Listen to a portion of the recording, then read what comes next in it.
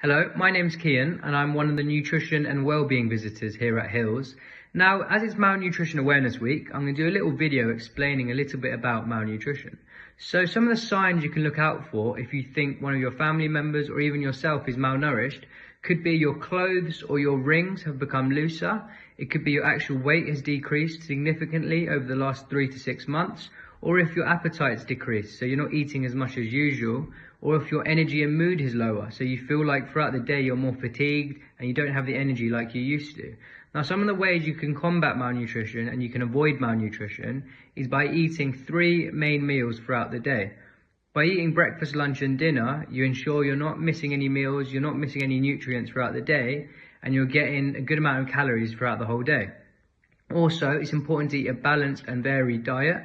So some of the main food groups to make sure you have throughout the day are proteins, carbohydrates, fruits and veg, and healthy fats. It's really important to get all of these nutrients in as they all play significant roles in the body. As you probably already know, HILS is a Meals on Wheels charity. So we deliver food directly to those who maybe can't cook, who don't have access to shopping, or who may be vulnerable.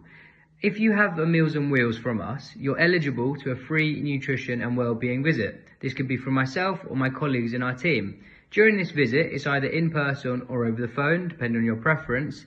And during this visit, we will check your weight, your height, and then obtain your BMI, which means your body mass index. From this and some other figures, we will be able to figure out if you are at a risk of malnutrition. Then from there, we'll give an action plan. So we can give you tips and tricks you can use to fortify your foods. So a little example would be if you're having porridge in the morning, we can add skim milk powder to boost up the calories and get that little bit more protein. Or for example, in your porridge, you could add nuts. You could add some honey, anything to really add some calories. And the idea is not to add loads of different meals, is to add little things to each meal so your overall calories increase and your weight increases over time. But this isn't the only thing we do on the checks. We don't just look at malnutrition, we look at overall well-being too. So we look at, is the person or is the client hydrated? We check their mobility.